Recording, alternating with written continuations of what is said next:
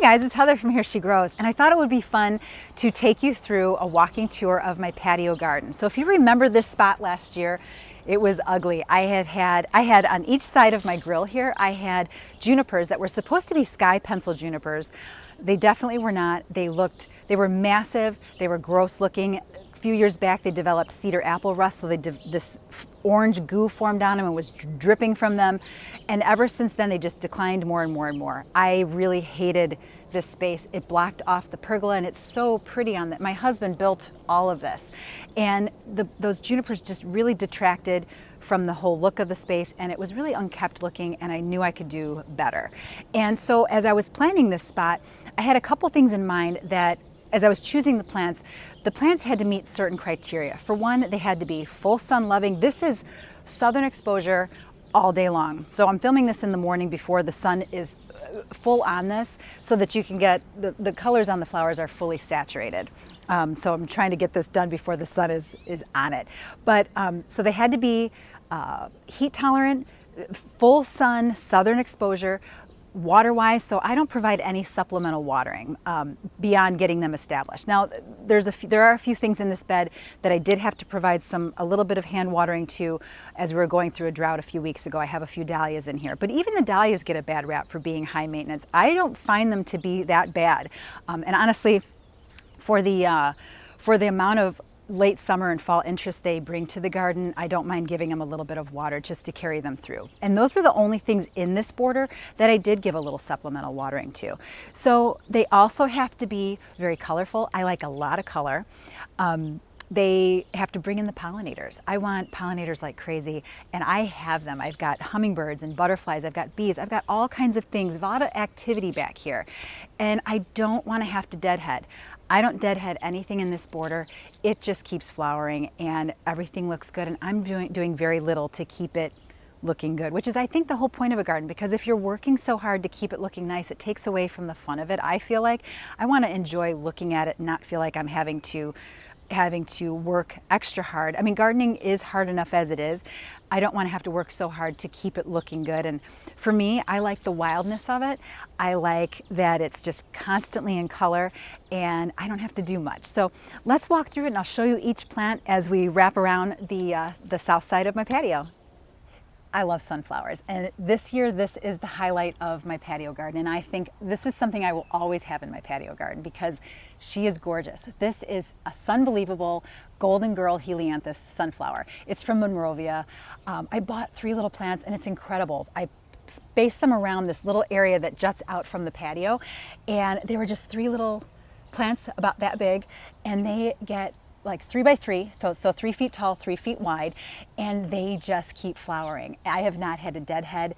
The finches love it, the butterflies, the bees are all over this, and when the sun is full on this is when all the activity happens, and I've got all kinds of creatures back here.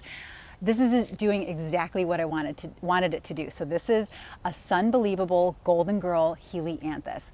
Gorgeous. And one of the nice attributes, what sold me on this, was that in the description of this plant, it said the least amount of water will encourage the most amount of flowering. And I find that to be totally true. I don't water these guys beyond getting them established, and look at what they're doing. It is this massive clump all along the backside of the garden, and it just makes me happy, which is I think the whole point of a sunflower. There's no deadheading with this. This is just constant flowering, and it holds on to, once the petals drop off, you've got these really deep, almost black centers, and everything about it is interesting, and it's got such a nice habit, great form. I can't say enough about this plant. This is something that will always be probably right here in my garden because it makes me that happy. So on each side of my Sunbelievable Golden Girl sunflowers, I flanked it with drops of Jupiter oregano. It's ornamental oregano, hardy in zones 4 to 9, so it comes back every year for me. I planted these 3 years ago. They were tiny plants, and these guys have filled out. They get about 2 feet tall, 3 feet wide, purple flowers. I love purple. I've got a lot of purple in this border, but this is another pollinator magnet. Likes it hot, likes good drainage, doesn't need any extra water. It checks all those boxes for me for this border, and it's lovely. And it's got a really pretty kind of a lemony colored leaf to it, so it also offers some foliage interest as well. So the beauty of this thing too is once the flowering kind of goes away, you can leave it intact. I like to cut it back and it flushes out with new growth, and you might get some reflowering on it, but it's just a really nice rounded form, perfect for everything that I needed it to do, and I don't water any of it. So here's a closer view of it, and aren't those flowers beautiful?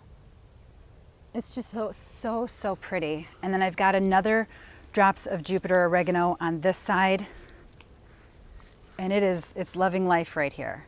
And sometimes it'll get a little heavy and it'll kind of splay open in the center. And the interesting thing about it is it's already flushing new growth down here. So if I were to cut this back, it would just flush out again and keep on doing its thing. But it's a beautiful, beautiful plant. So that's the back side. That's those just 2 plants right there. And then I've also underplanted, I have Angelina sedum. Sedum is a great plant to choose for sites like this too, because it's very water wise. But this is Angelina, and this will eventually form a ground cover all along the front here and fill in.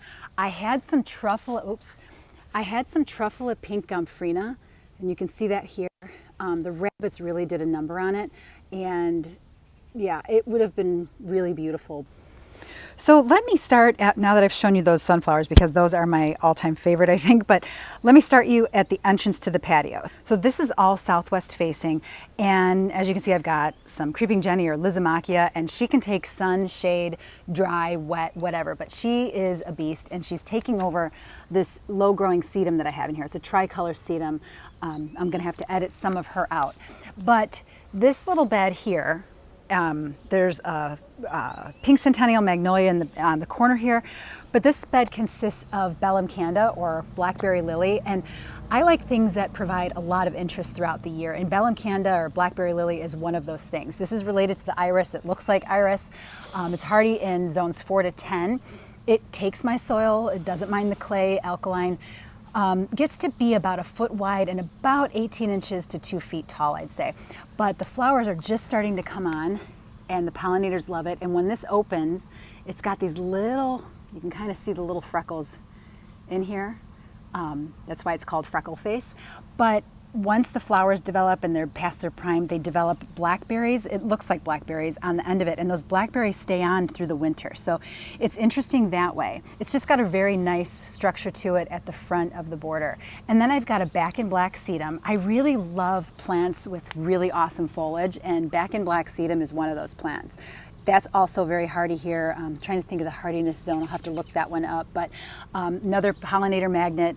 Sedums, the flower on sedum is a great late season, late summer pollinator attractor. And then beyond that, here's a Kelsey Annie Joy dahlia. It's one of those singles.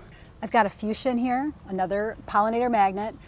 This is unplugged pink. This is a new introduction from Proven Winners. All the native bees that are in here right now, just loving it. This back here is a pennisetum. This is lemon squeeze pennisetum. It's part of the Proven Winners Prairie Winds collection. I planted this last fall, and it was a large 3-gallon container of it, and there were 3 little plants inside the container. And one of the things, when you buy a large plant like that, the growers often fill them with multiple plants. So I had 3 plants in here. Only one of those plants actually took, and even still, it looked pretty sad this spring, and I wondered if it was toast. But I think it's wonderful for its first year, even though 2 of the other little plugs died. And I've got one of the inflorescence coming out on this. So this is a really nice, I love that chartreuse color of the leaf. And then the inflorescence, I mean, look at the color on that.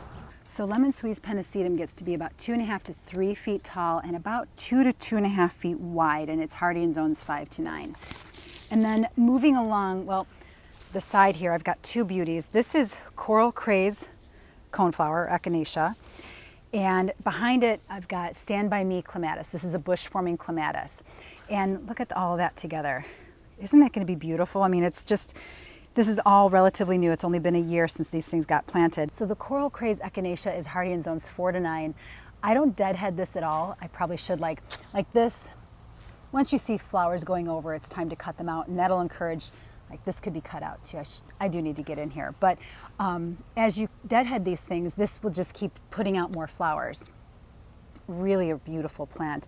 And then the Stand By Me clematis in the back here, is interesting in so many ways. I mean, this is hardy in zones 3 to 9, but look at these cute little flowers.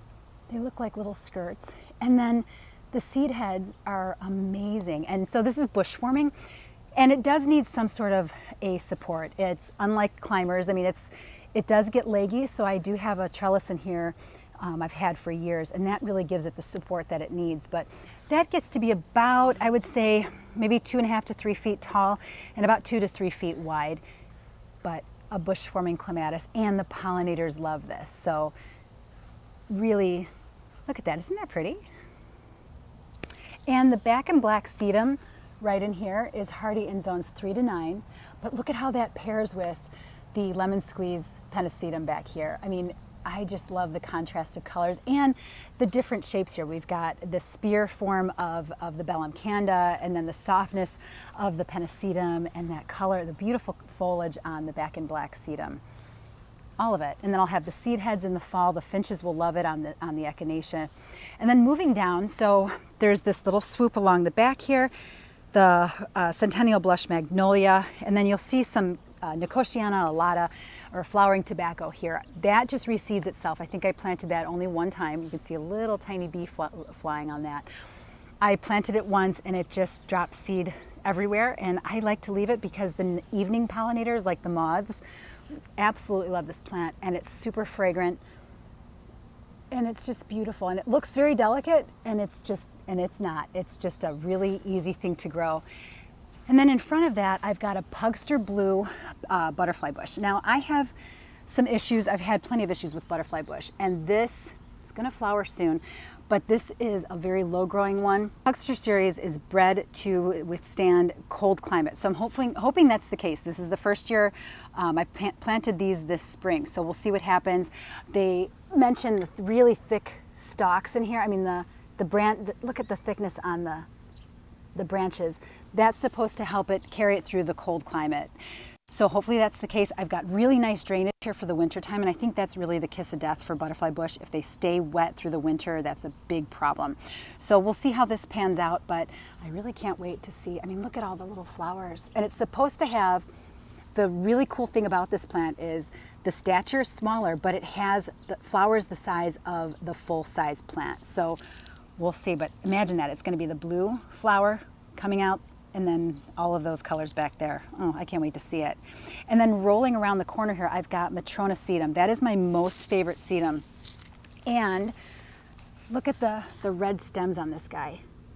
And I just keep dividing Matrona. She's a beauty. About 2 feet tall, about 2 to 2.5 feet wide.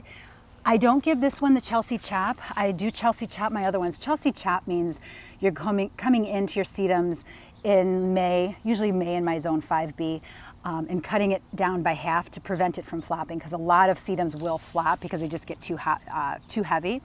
But this is another pollinator magnet. The birds, finches love this guy, and she'll get quite a bit bigger. But that comes around the front of this border here, and look at this campfire marshmallow bidens.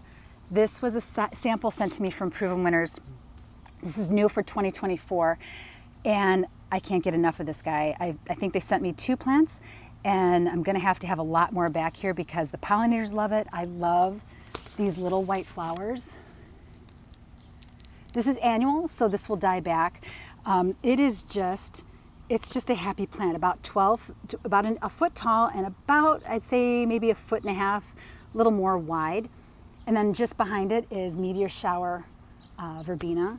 So that is a smaller form of Verbena bonariensis. It's not supposed to reseed like the straight form of verbena does, and all of it super pollinator friendly. And then in the meteor shower, that's another annual, about a foot wide, and let's say 2 to 2.5 feet tall. Although I think these are more like 2 feet tall. So they really like this hot sun. But look at that, isn't that beautiful? And going back to the Matrona sedum, this is a great plant for winter interest. I don't cut these back for the winter time. I leave the seed heads up, and they get kind of a really deep chestnut brown color, and they just look pretty when the snow is on top of them. It really makes it more interesting back here than if I were to just cut these all back and have nothing. It's quite lovely. And these flowers will come on Oh, these will be just so full probably in another month, and they'll be just covered in bees.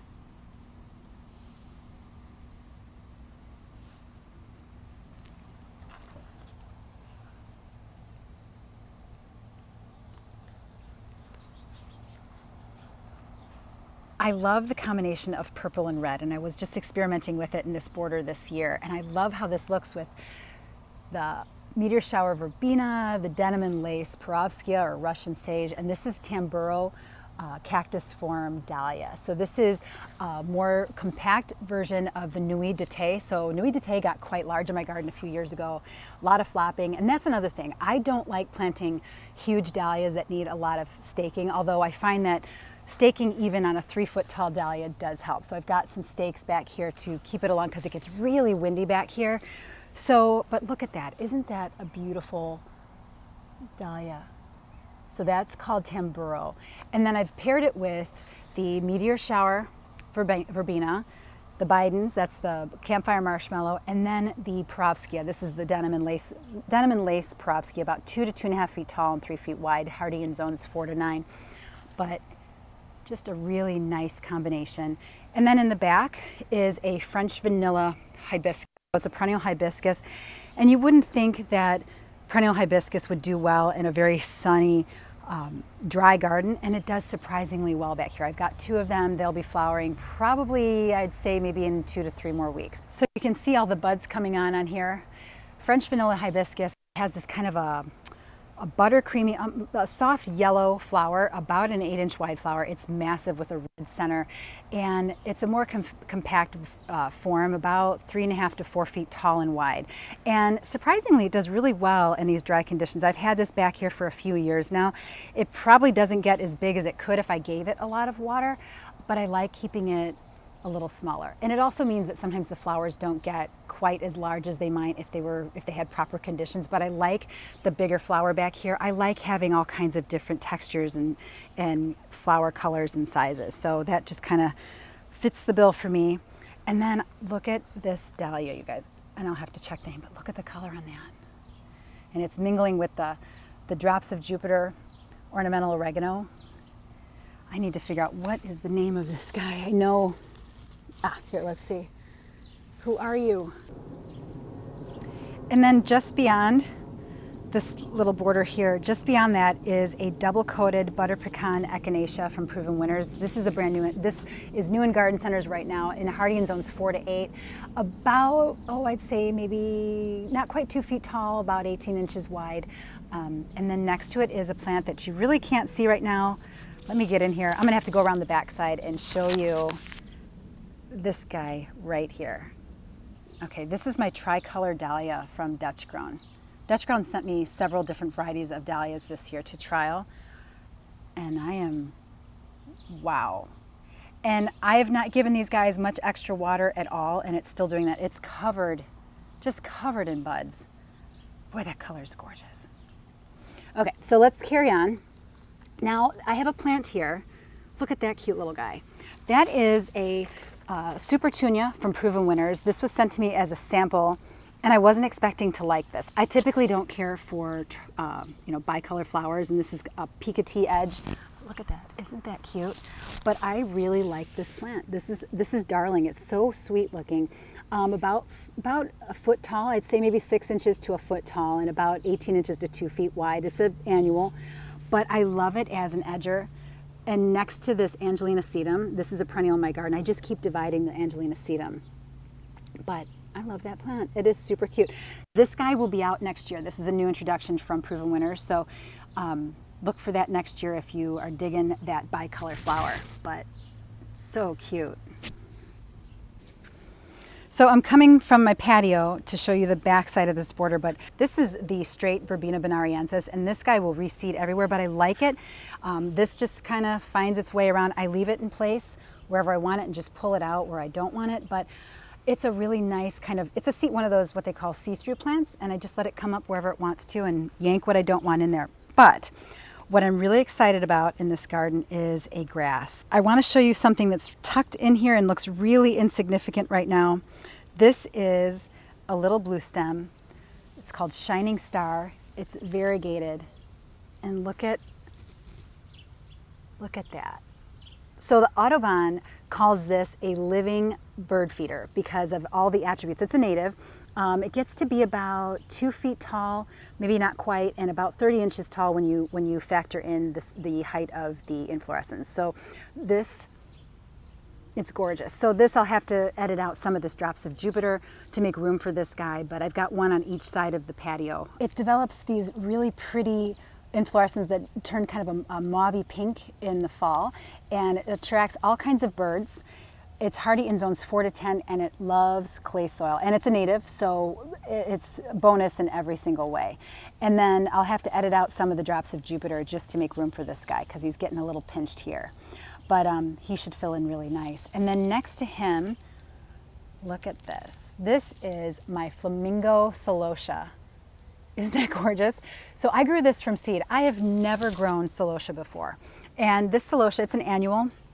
I picked up this seed, I think, from Botanical Interest. Super easy to grow. It has kind of this rosy color flower on it, and then as it matures, it develops this silvering from the base up. But if you're a cut flower farmer or just want to make some bouquets, I don't do much of that because I've got a lot of allergies in my household, so I don't bring a lot of flowers in. These guys stay outside, but look at that. Isn't that beautiful? The height on this, about 3 feet, maybe a little taller, mixed in with the helianthus, golden girl, sunflower. Oh my gosh, so pretty, so easy to grow too. And then directly behind all this, off of my patio, because I like to work in evergreens into every single one of my designs, is Captain's Yew. So I'll start shaping this in the spring, and this, I think I'm gonna do something interesting with this. It has a natural pyramidal shape, but I am gonna start trimming it back and getting it, I'm not exactly sure if I'm gonna do 4 flat sides on it or what's gonna happen with it, but it'll be more manicured next year. I'm just kind of letting it get established and keeping this guy watered to make sure it sets deep roots. But here's the top view, looking down. So my grill's here, but looking down onto this border, look at all that.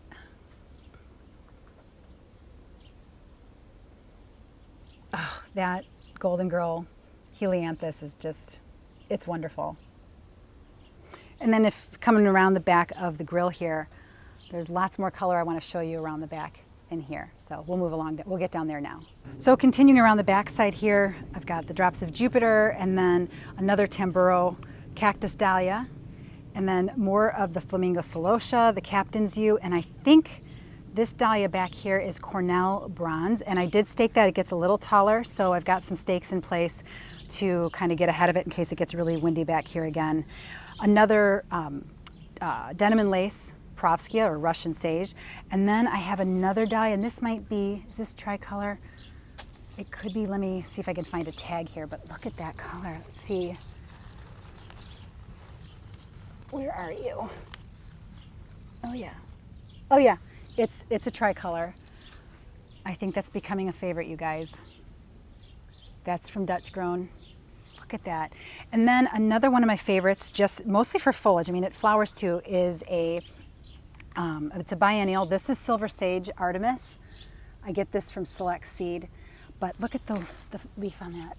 So, and when you have a silvery fuzzy leaf, that is a very good indicator that you have a drought tolerant, sun tolerant plant here, and Silver Sage Artemis is every bit of that. And look at how interesting, look at that.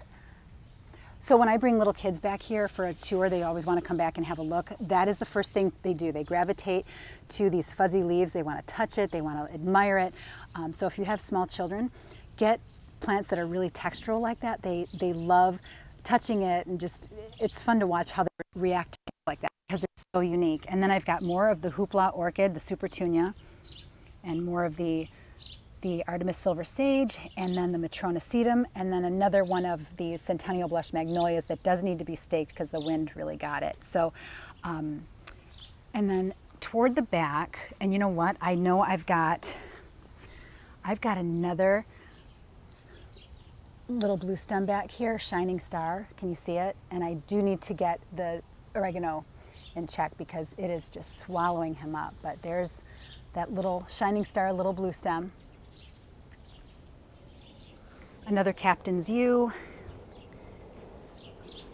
a weed that I need to get after. And just beyond that, in here is another French vanilla hibiscus but I've got this weed in here. I just want to pull that right now while I'm here so I don't forget. And then coming around the back is more of Angelina sedum. I didn't plant that, it just found its way there, and I like the way it softens the edge of the patio here. And look at this canna, you guys. Oh my goodness. Okay, let's come around the back. This here is Boom Chocolata perennial geranium. I can't get enough of perennial geraniums. And this one is exceptional because it's got the deep, dark colored leaf and the purple flowers. I did cut all the dead stuff off, the dead flowers off this, and it just has a beautiful shape to it. So all the flowers are gone on this guy, and it still maintains that mounded habit. Boom Chocolata perennial geranium is hardy in zones 4 to 8, but look at this sweet little flower. Isn't that the cutest thing? And then I can't get past this toucan coral canna here. Look at the flower on this. And I do give this beauty a little bit more water, and I do feed her every week when I feed my containers, because cannas are hungry and thirsty plants, although this one it hasn't been unusually thirsty. I mean, I'm just used to giving it a little bit more water to get it to do. I just love that flower, and it's super pollinator friendly too. Look at that leaf too. I am a sucker for huge leaves. And then coming around the side here is the Iris pallida. That gets a really pretty purple flower in the late spring. It's fragrant. My kids think it smells like Starburst candy. I think it smells like that, or some grape jelly. More of the Pugster Blue Buddleia or butterfly bush. And then this is a Supertunia. This is Supertunia jazzberry from Proven Winners. Isn't that really pretty? And then more of the low-growing sedum. And then back here is my favorite Rebecca. This is Prairie Sun that just self-sowed here. I do need to deadhead this guy, but such a happy, really a happy flower. More of the Jazzberry Supertunia here. And then I put in, and I really should have gotten more of this. This is Jade Princess Millet, and I planted this for fall interest. I wish I had gotten more to space through here. It's below a vanilla strawberry panicle hydrangea, which has gorgeous summer and fall interest. But look at the inflorescence on this. Isn't that beautiful? Yeah, and I do wish I had more in here, but I love this lemony foliage. This is an annual. It gets about, I would say, 2.5 feet tall, about 2 feet wide. Mine is probably not going to get that big, but this, and then directly in front of that is another plant that I just found this year up in Wisconsin. This is Purple Rain Salvia. And when I bought this, this was just this beautiful, vibrant purple color, and another heat-tolerant, pollinator-friendly, sun-loving plant. So that is the border. And I have a lovely weed here. So that kind of just goes with the territory. I can't keep on top of all that. So that's my late July patio garden update. I hope you've enjoyed it. Hope you've gotten some ideas for plants that you could introduce to your garden that are water-wise, pollinator-friendly, and low maintenance. Those are key, and sun-loving. So those are the key attributes I was looking for when I planned this garden. I have some tweaking to do, some things that I need to edit out to allow space for other things, and some empty spaces that I want to fill with more plants, obviously. But I hope you enjoyed the video, and I will continue to update you as this evolves, as all gardens do. And I'll see you in the next one, guys. Thanks for watching.